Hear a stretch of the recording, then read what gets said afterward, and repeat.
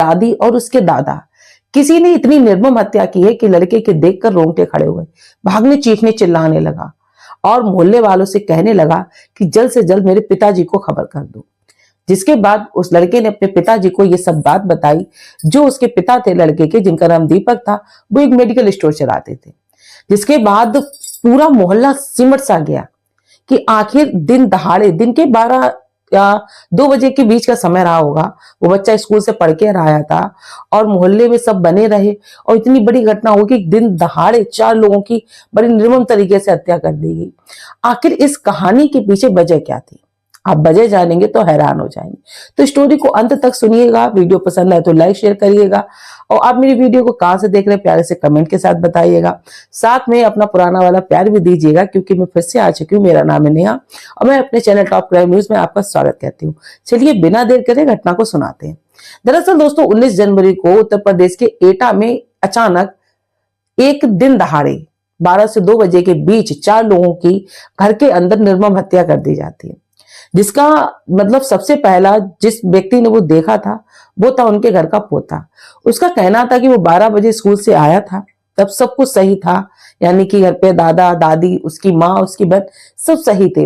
लेकिन जब स्कूल की छुट्टी से वह वापस घर आया तो उसने जो देखा अचंभित रह गया।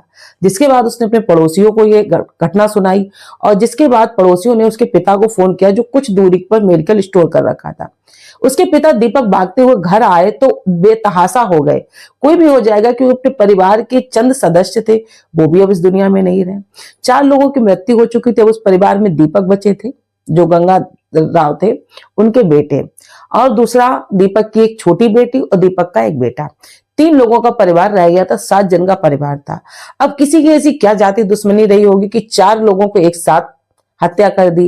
किसी से कोई भी लेना देना नहीं, लड़ाई झगड़ा नहीं, आखिर हुआ क्या।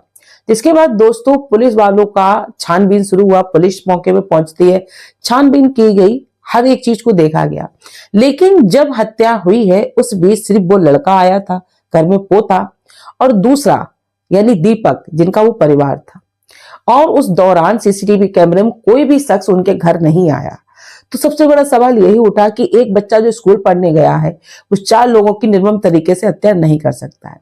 लेकिन दीपक पे सबसे बड़ा सवाल उठा। जब दीपक को पकड़ा पुलिस ने, इससे पहले कुछ पूछती, उसने अपना गुनाह कबूल किया, ये कहकर कि मैंने ही 4 लोगों की हत्या की है। लेकिन हत्या करने की क्या वजह रही? क्या अपने माँ बाप से प्यार नहीं करता था, अपनी पत्नी से नहीं, या अपनी बेटी से नहीं? बेटी की फरवरी में शादी थी। अब सोचिए, जिस बच्ची की 9 फरवरी को शादी थी, आखिर क्या वजह रही होगी? बहुत से मन में सवाल आ रहे होंगे, लेकिन वजह कोई नहीं थी। एक नशा ने 4 जिंदगियां उजाड़ी, लेकिन उन 2 बच्चों से उनका मां का साया छीन लिया था। दरअसल दीपक को इंजेक्शन का नशा करने की आदत थी। वो मेडिकल स्टोर चलाता था, चोरी छुपे कई वर्षों से नशा करता आ रहा था। और जिस नशे की वजह से जब वो घर आया तो किसी झगड़े की मामूली सी बात को लेकर उसकी पत्नी और उसके बीच झगड़ा हुआ। जिसके बाद सबसे पहले उसने अपनी पत्नी की हत्या की। जब उसकी बेटी ने ये सब देखा तो उसने बेटी को मार दिया। और जब उसने सोचा कि वो कोई पकड़ा ना जाए तो उसने अपने माँ और अपने पिता को मार दिया, कि उसने कोई भी सबूत नहीं रखा कि उसे कोई पकड़ ले। लेकिन ये सब एक नशे में हुआ था। अब जब नशा निकल गया तब दीपक को एहसास हुआ कि उसने अपना हंसता खेलता परिवार अपने हाथों ही मिटा दिया। दोस्तों कहते हैं कि कोई भी जब कोई हादसा होता है या कोई होनी होती है, कह के दस्तक नहीं देती। ना तो दीपक ने कभी सोचा होगा कि सुबह के आज सुबह जो हुई है वो शाम तक होते होते ये रंग रूप ले लेगी। कल क्या छोड़ो, एक समय का, एक पल का हमें अंदाजा नहीं होता अगले पल क्या हो जाएगा। बस यही कहना चाहती हूँ कि जिंदगी दोस्तों अनमोल है।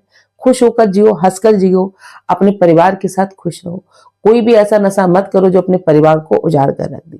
वीडियो पसंद आए तो लाइक शेयर कर दीजिएगा और सभी को राधे राधे।